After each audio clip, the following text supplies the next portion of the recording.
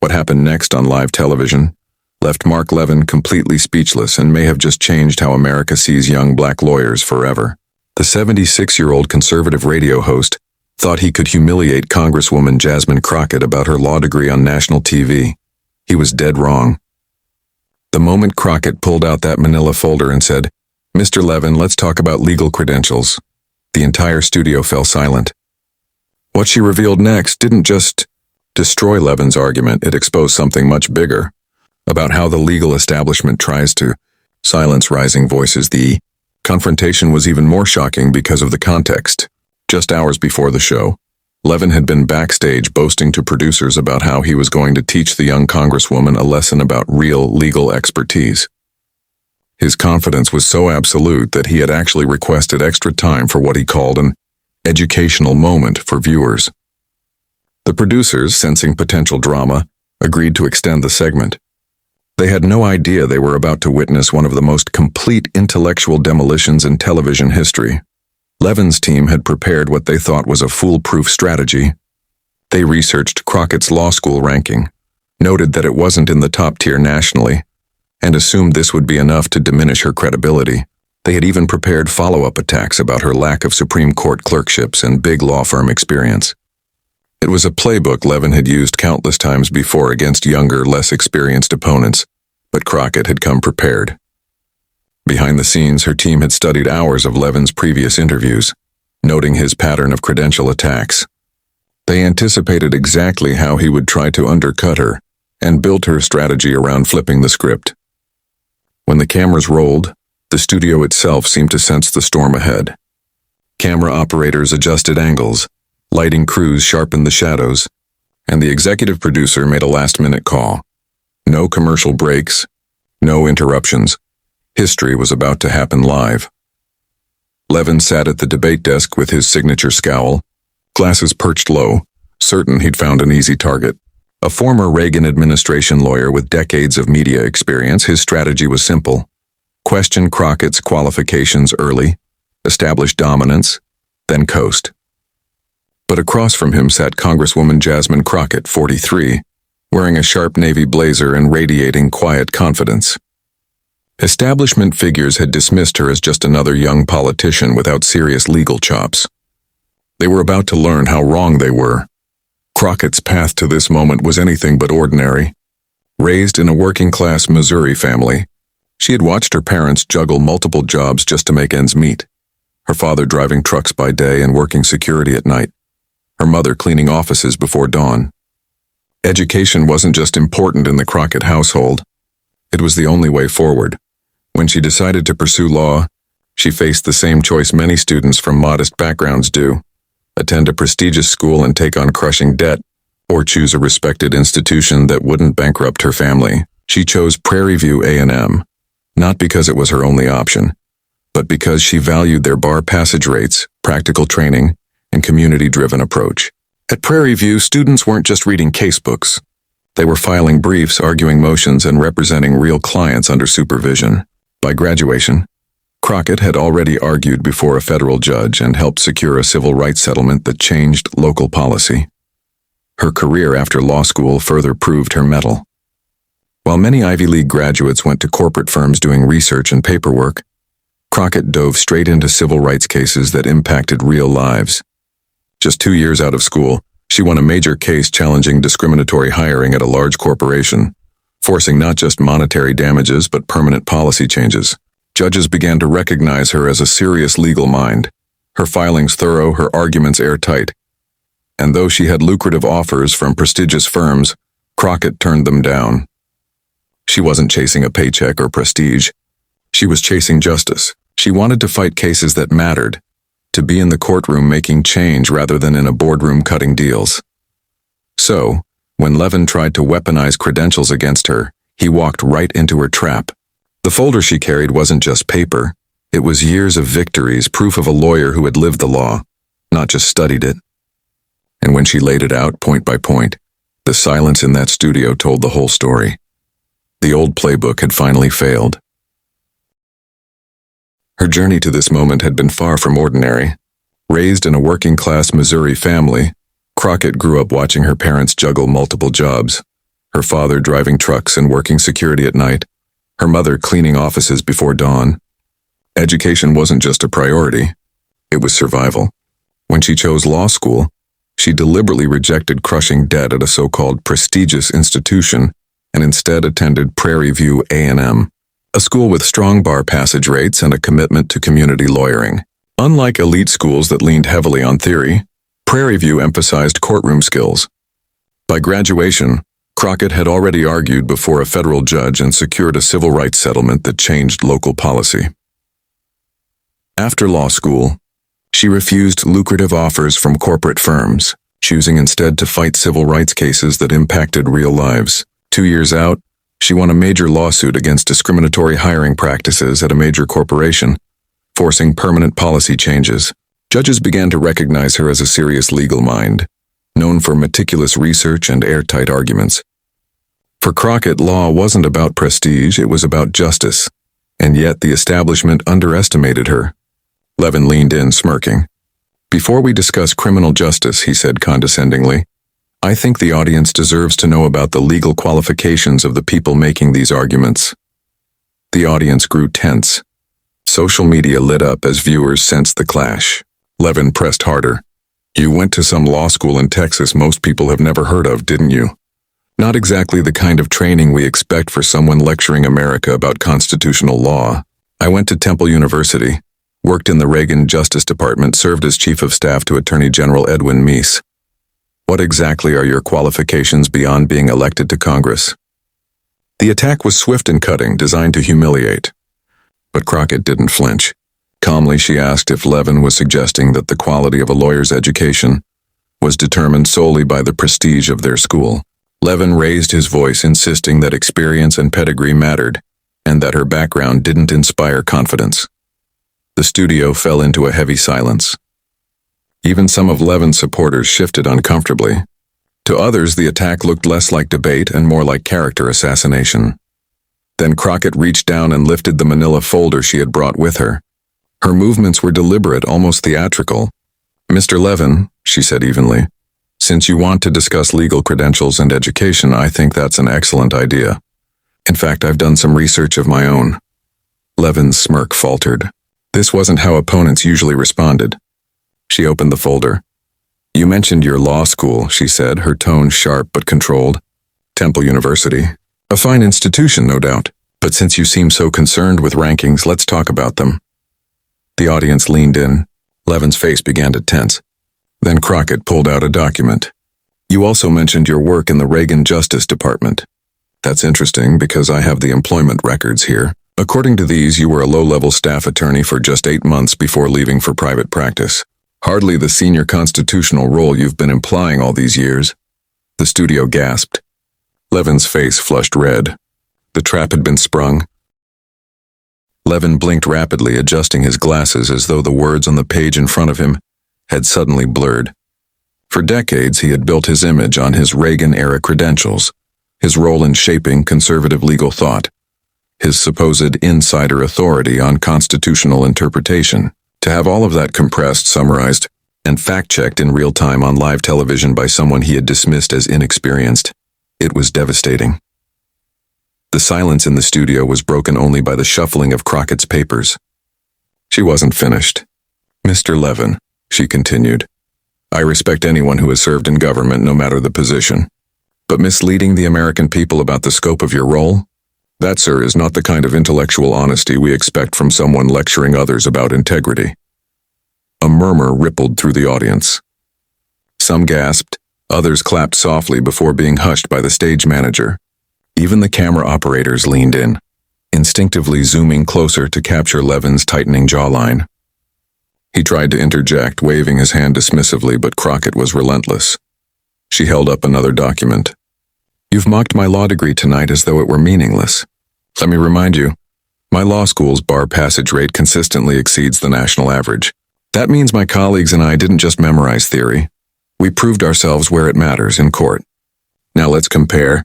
Temple University, where you graduated, ranked considerably lower in bar passage rates during your time. Should we then question your qualifications?"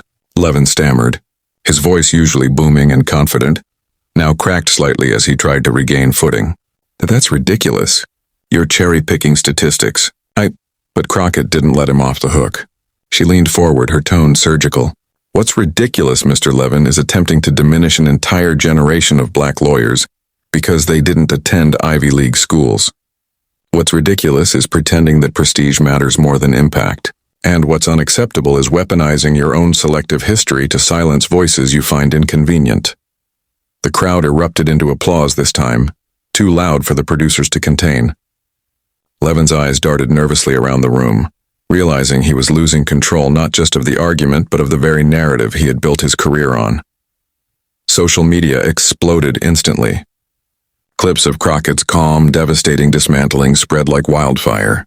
Hashtags like Crockett vs. Levin and Legal Smackdown began trending within minutes. Viewers tweeted side-by-side comparisons of Levin's resume claims with the documents Crockett had revealed. Late-night hosts were already drafting monologues. Back in the studio, Levin tried once more to salvage the exchange. He straightened his papers, attempting to shift the conversation back to policy. Congresswoman, this isn't about me.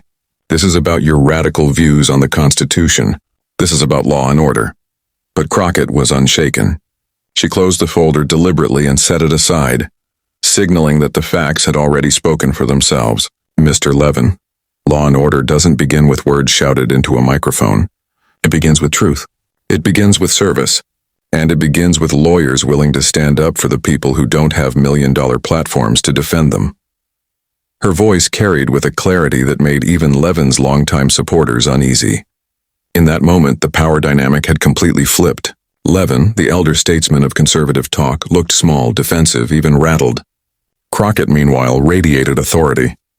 What the audience didn't yet know was that this wasn't an accident. Crockett had been preparing for this battle for weeks. She knew Levin's patterns, his reliance on bluster, his assumption that pedigree was unassailable. By turning the argument into a factual comparison and backing it up with documented proof, she forced viewers to ask an uncomfortable question.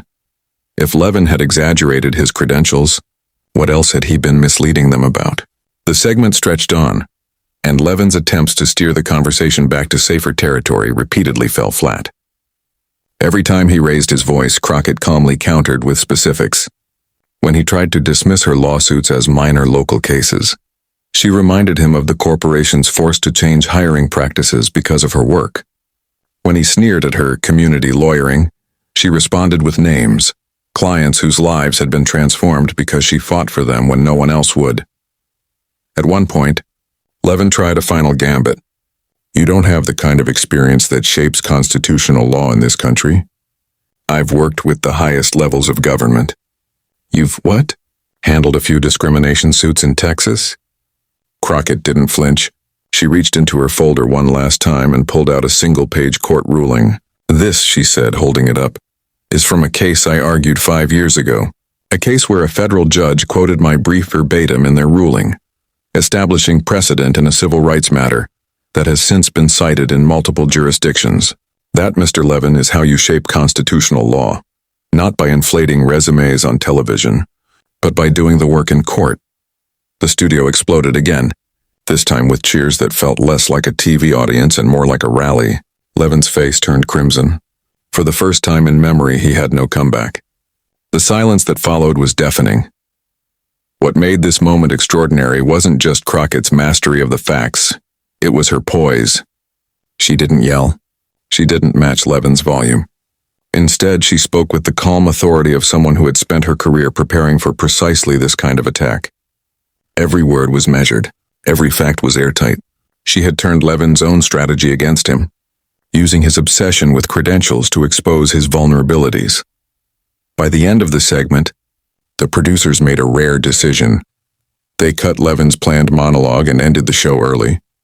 The optics were too damning, the damage too severe. Levin left the studio quickly, avoiding reporters, his head down. Crockett, meanwhile, stayed behind to shake hands with audience members, smiling as if she had just completed another day in court. In the hours that followed, political analysts declared the exchange a turning point. For years, Levin had been an untouchable figure in conservative media, his authority rarely questioned, his past rarely scrutinized. But Crockett had shattered that aura in less than 30 minutes. Overnight, she wasn't just a rising congresswoman. She was a national figure, celebrated as the lawyer who humbled a media giant with nothing more than preparation and truth. Commentators compared the moment to other famous televised takedowns. Joseph Welch confronting Senator McCarthy in the 1950s, or Kamala Harris's pointed questioning in Senate hearings. But this felt different. This was generational. It was cultural. It was the moment an older model of authority, built on prestige, bluster, and selective storytelling, was confronted by a new model built on receipts, resilience, and unshakable confidence. And perhaps the most striking part? Crockett never once raised her voice. She didn't need to. The facts spoke loudly enough.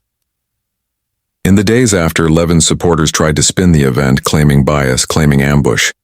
But the footage was undeniable. Millions had seen it live. Millions more replayed the clip online. No spin could erase the image of Levin fumbling while Crockett calmly exposed the truth. For Jasmine Crockett, it was more than a victory. It was a warning shot. A signal to the establishment that a new generation of lawyers, especially women of color, weren't going to play by the old rules of deference. They were going to bring their own rules: transparency, accountability, and a refusal to be diminished by outdated hierarchies. For Mark Levin, it was the beginning of something he had never experienced before, the unraveling of his unchallenged authority. In the court of public opinion, the verdict was clear. Jasmine Crockett had won. By the next morning, every major news outlet was replaying the confrontation. Cable networks ran it on loop, each segment dissecting the body language, the silences, and the stunned look on Levin's face when confronted with his own record. Newspapers splashed headlines like "Crockett levels Levin" and "A legal showdown for the ages." Editorial writers pointed out the symbolic weight of the moment. A 76-year-old conservative heavyweight attempting to dismiss a younger black congresswoman, only to be dismantled line by line with a folder full of receipts. It wasn't just political theater. It was generational, racial, and cultural all at once. On social media, Crockett's name trended for nearly 48 hours. Young lawyers of color posted videos of themselves cheering her on, calling her a role model. Law students clipped her quotes to share in group chats, some even joking that professors would add the confrontation to constitutional law syllabi. Memes spread too. Screenshots of Crockett holding up her documents labeled Exhibit A and Exhibit B, "You lied." Meanwhile, Levin's camp scrambled. His producers released a late-night statement claiming the segment had been unfairly edited and that Crockett had been given improper access to private research materials. But the claim fell apart instantly. Nothing in Crockett's folder had come from private sources. It was all public record: court filings, bar statistics, published resumes. The truth was simple. Levin had underestimated her, and America had seen it. Even some of Levin's allies in conservative media privately admitted he had mishandled the exchange. A longtime colleague told reporters off the record, "Mark walked into that interview cocky, thinking it would be an easy takedown. He didn't prepare, she did, and it showed." The fallout inside Levin's world was swift. His radio audience, once unshakable, began asking questions. Callers flooded his program with mixed reactions, some defending him fiercely, others demanding answers. For the first time, his credibility was openly doubted by his own listeners. Advertisers noticed the shift and quietly began pulling back. A few paused sponsorships entirely, waiting to see how deep the damage would go. For Jasmine Crockett, the aftermath was entirely different. She returned to Washington to a hero's welcome from colleagues. Staffers greeted her with applause in the halls of Congress. Progressive leaders hailed her as the embodiment of what it meant to fight with both brains and courage. Even some moderates who hadn't paid her much attention before began to reconsider. She wasn't just another backbencher. She was someone who could hold her own under pressure and win. Reporters swarmed her office requesting interviews. Crockett, careful not to appear celebratory, emphasized that her takedown of Levin wasn't about personal victory. "This was about honesty," she told one journalist. "It was about showing that our legal system isn't reserved for those with the fanciest degrees or the loudest microphones. It belongs to everyone willing to fight for justice." Her humility only amplified the impact. Commentators noted that Crockett didn't gloat, didn't spike the football. Instead, she used the spotlight to talk about underfunded public defenders, barriers facing law students from working-class families, and the importance of broadening the definition of legal expertise. That ability to pivot from personal triumph to systemic issues marked her as more than just a fighter. It marked her as a leader. Inside legal circles, debates raged. Was this the beginning of the end of credential worship in American law? For decades, Ivy League dominance had dictated who got clerkships, who landed Supreme Court arguments, who shaped the narrative of serious lawyering. Crockett's televised dismantling of Levin reopened a national conversation. Did pedigree matter more than results? Or was it time to redefine credibility by impact, not prestige? Law professors weighed in. Some dismissed Crockett's performance as theater, insisting that pedigree still carried weight in serious circles. Others countered that law itself was theater, and that courtroom victories, not resume lines, were the truest test of skill. Students, especially those outside elite institutions, overwhelmingly sided with Crockett. They saw her as proof that brilliance wasn't confined to ivy-clad walls.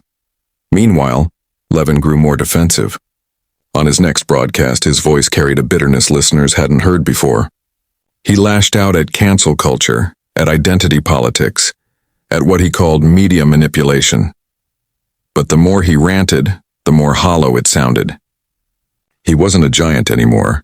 He was a man reeling, trying to regain ground he had lost in a single devastating exchange. In contrast, Crockett's stature kept rising. Within weeks, she was invited to deliver a keynote address at a national conference on civil rights law.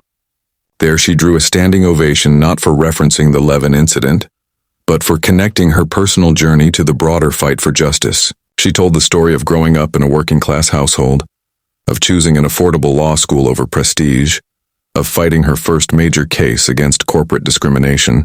Each anecdote reinforced the theme that lived experience mattered as much as institutional pedigree. One line from her speech became a rallying cry. The Constitution doesn't ask where you went to school. It asks who you serve. That line alone was quoted in dozens of op-eds, printed on t-shirts, and repeated in student graduation speeches. It crystallized what her confrontation with Levin had symbolized, a shift from reverence for institutions to reverence for impact. Politically, the moment opened doors. Party leaders who once saw Crockett as too new, too inexperienced, began to view her as a potential face of the future. Her name appeared on lists of rising stars. Donors called, grassroots volunteers signed up, and television bookers sought her out for commentary. In a matter of weeks, her profile had skyrocketed beyond what most first-term lawmakers could dream of. But Crockett remained cautious. Privately, she confided to aides that she didn't want to be defined solely by a viral moment. One debate doesn't make a career, she reminded them. It's what we do after, when the cameras are off, that matters. That mindset endeared her even more to supporters who saw in her not just ambition, but grounded purpose. For Levin, the decline continued. His ratings slipped month by month. Book sales plateaued. Former allies distanced themselves, not wanting to be associated with what was now widely regarded as the most humiliating defeat of his career. Rumors spread that producers were quietly considering replacements for his television slot, though none confirmed it publicly. In retrospect, historians of media would later describe the Levin-Crockett confrontation as a hinge point. Just as televised debates had once reshaped presidential politics, this showdown had reshaped how Americans viewed legal authority. The sight of a younger black congresswoman exposing the cracks in a conservative icon's resume marked more than just a viral clip. It marked the beginning of a cultural rebalancing. For decades, voices like Levin's had dominated the conversation, positioning themselves as gatekeepers of constitutional legitimacy. But Crockett had shown in real time that authority didn't flow only from tradition. It flowed from preparation, truth, and the courage to speak it aloud. Months later, when asked whether she had expected the moment to become so legendary, Crockett smiled and shook her head. "I didn't go there to make history. I went there to tell the truth. History just happened to be listening." And for millions of Americans watching, it was more than a political skirmish.